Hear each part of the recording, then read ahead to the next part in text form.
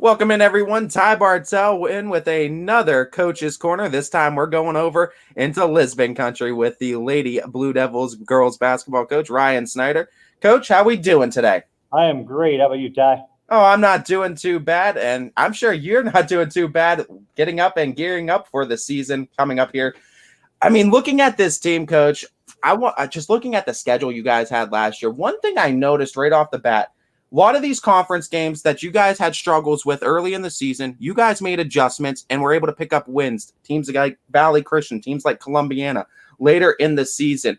What did you see? What did you see from the growth aspect from your team last year that enabled you to have so much success in the second half of the year? And how excited are you to bring that team back? Oh, it's the growth of the now juniors that made a huge impact.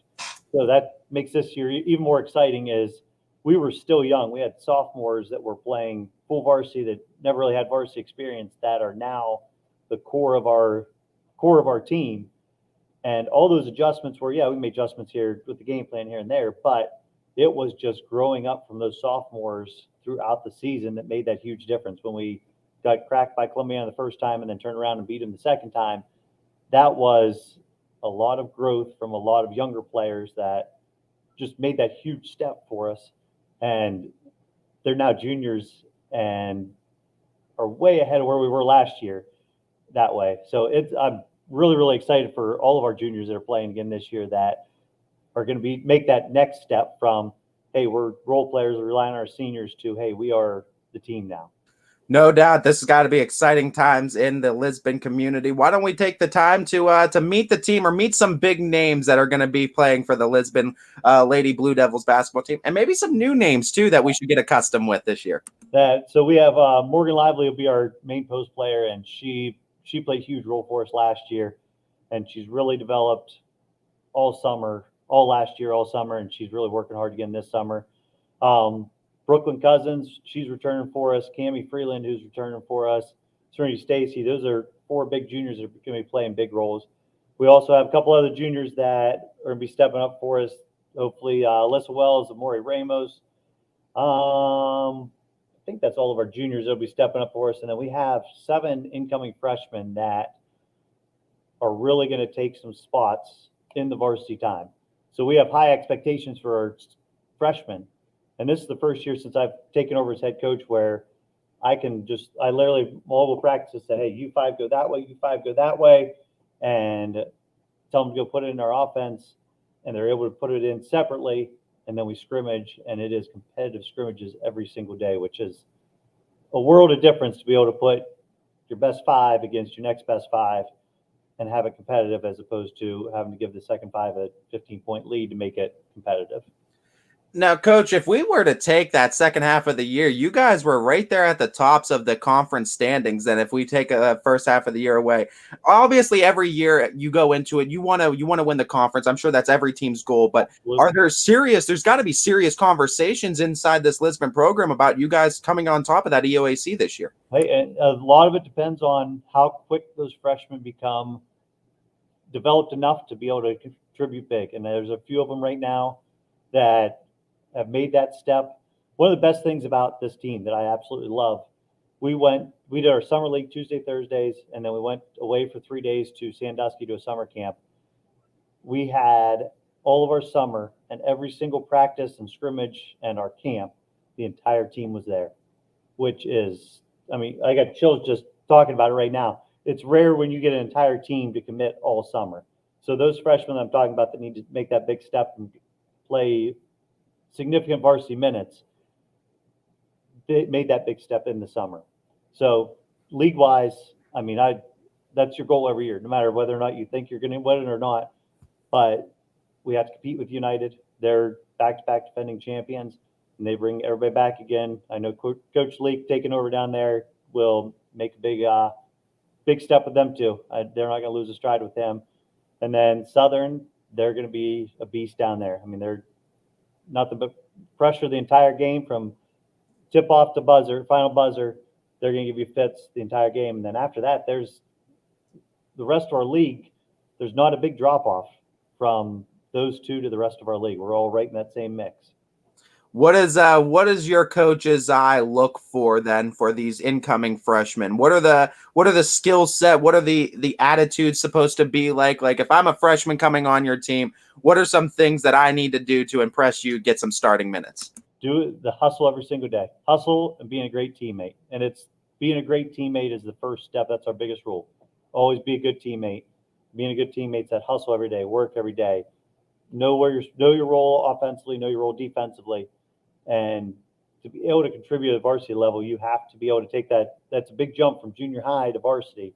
You have to be able to go from running basic junior high offenses to more complex varsity offenses and know where you're supposed to be every single step of it. And with the group we have, those freshmen have to know it's not just the old school, hey, you're a post, you're a guard, that's the only spot you're going to run.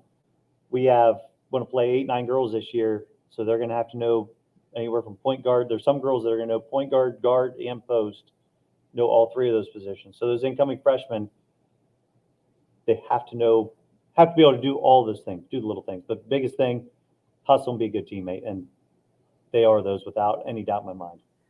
No doubt, you being a head coach, you're having a big impact on a lot of these young ladies' lives. But I'm curious, on the flip side, who's had that big impact on you? Who was that person that, I don't know, gave you some advice or maybe had something that stuck with you as a coach throughout all these years? What got you into coaching, and what's some advice that you've taken along the way that's really helped you out? That Coach Henschke was the one that got me into coaching. He was the girls' coach for 10 years originally, and then came back and did it for 4 years before I took over. He was the one that got me into coaching when I was at college. He was my JV coach. I was at college, and he invited me over for dinner when I was at Mountain. He lived right by Mount Union. And I walked over, and he was on the phone with somebody and just said, hey, there's a good person to be your freshman girls coach. So that's how I got into coaching there, and he's been a huge impact throughout. And one of the things that I'll never forget, Coach Sifke he won 4 or 5 straight TCL championships when he was a coach. And I asked him about coaching girls. I said, hey, what's your advice? He said, treat them the same way you would treat a boy. He said, you don't treat them different because they're girls. Basketball players, treat them the same.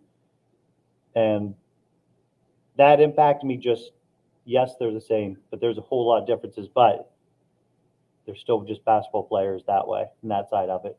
And especially now, Coach B, who's my assistant coach, she has such a huge impact on me. I mean, she is absolutely amazing. She sees things on the floor, off the floor that I don't see, and she's a huge contributor to so many different things that I can't even express how thankful I am that she's on staff.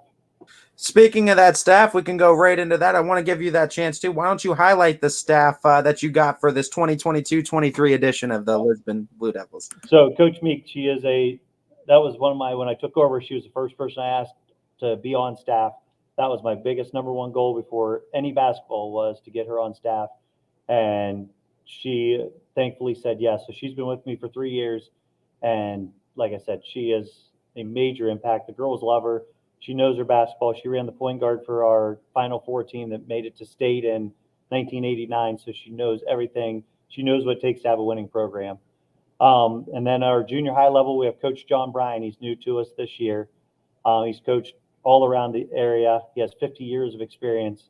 So anytime you can bring somebody on like that to be able to coach your younger kids is amazing, because you know that they're going to come up to the high school level knowing the fundamentals and knowing all of the basics of basketball. So they're already going to be ahead of everything. And then he's been up with the JV and varsity a lot, helping out in between anytime he can. And we talk a ton. So anytime you can bring that wealth of knowledge onto your staff, it's a great thing to add to you. Beyond the staff too, I want to talk about the parents in this community of Lisbon, because it really is something special. Lisbon has been one of those communities that has just wrapped its arms around this school too the last few years, no matter what the situation is. And I gotta figure coaching and just being a part of this community and this school every day is something special. What can you say, or put into words if you can, what it means to coach and represent this community, or being able to do so yet again this year with this team? I graduated from Lisbon. I now teach in Lisbon. I love Lisbon. I literally bleed blue and white. I thought it was a stupid saying when I hear people say that until you actually get back into the community after you are done with high school and you're lucky enough to come back to your hometown and coach and teach there. And I literally do bleed blue and white. And they are, no matter what we do, our community is so supportive. Our round ball club, which is our booster club, Renee Barnes, Deb Ford, Carrie Sturgeon, I cannot say thank you enough to them. The girls are so lucky to, our girls and boys programs are so lucky to have that support from those three running our round ball club, that financially we were able to afford a lot of things that other schools aren't as lucky to have as that. So that trip to our basketball camp, we went to Sandusky as a team, got an Airbnb, did our basketball camp, and then spent the day at Cedar Point. And the round ball club was able to help pay for the majority of all of that.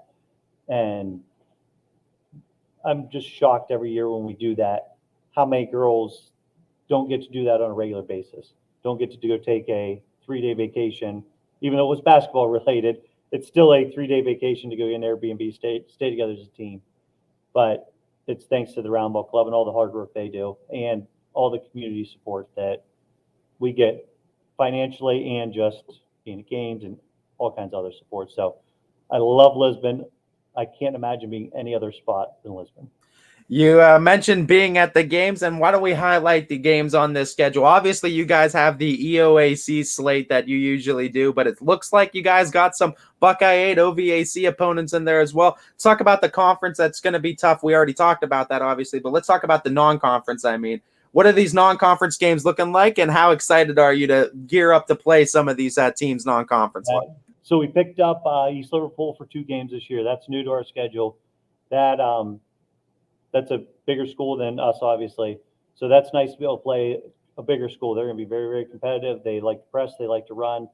That'll be a fun game to be a part of either side, because we want to try and push the pace a little bit more this year than we have in the past. We have Beaver Local again. They'll be really competitive. We start off with Malvern, and they have, I can't think of the girl's name off the top of my head, but she is a stud, and that'll be a really tough one. And then Western Reserve, I know we have them right around Christmas time, and they are always a Division IV powerhouse in our district that are competing for district every year. So our out-of-conference schedule is a little tougher than we usually go, and that's a good thing for us. You love the competition. I'd rather be playing the tougher competition every single game than going to roll the ball out and go win against somebody that's not as strong. Now, if I'm not mistaken, I believe your home opener is going to be the 5th of December, and I think you're going to be hosting Columbiana in a conference matchup. So that should be fun too. We talked about it too. You talked about the freshmen coming along and everything that you guys are going to need to win the conference. But I want to talk about these senior leaders before we let you go, and some of just the leadership that you've seen on the court too. Who are you going to be relying on as sort of your on-court coaches? Who's going to be able to kind of keep the team mellow out there? And who is really going to be those girls that you're going to be leaning on to handle things on the court when you can't be there? Yeah, the biggest surprise this year, and I've told her is Brooklyn Cousins has taken it to another level that we never saw last year. She's come in this season and went from hey, I'm going to be okay, to I'm leading by effort, and her voice is out there every single day. She knows she'll run our point for us. She'll run guard. I think she could run post for us, even though she is one of the shorter girls on our team. She's very knowledgeable with all the spots, so that she could go in and run post if we needed to her in some point. But she is right now one of our best leaders by example, and that sometimes is more important than the boisterous leader out there. Morgan Lively, same thing. Every single day, you know what you're getting out of her. She is going to lead by example on there. Just the effort out of those two is where the expectation is for all of them. Now, if I say that and I highlight those two, I don't have to worry about practice. I don't have to worry about games. The effort is there from every single player on that roster, which is unbelievable. This has been the most fun so far in the first week and a half, 2 weeks of the season that we've ever had coaching, because we can literally just roll the ball out, and no matter what drill you're doing, it's competitive. You've got people on the floor. We've got people banging against each other. Every single practice, every single minute, is nothing but intensity, which is amazing. You're giving me the basketball itch, coach, and I'm excited to see your team on the court. You guys can get the basketball scratch itched, I should say, November 22nd, Tuesday, November 22nd, when the Lisbon Blue Devils, Lady Blue Devils, go to Malvern High School, and that should be fun. Catch Coach Snyder and all the Lisbon Lady Blue Devils again on November 22nd. This has been another edition of Coach's Corner with the Lisbon Lady Blue Devils head coach Ryan Snyder.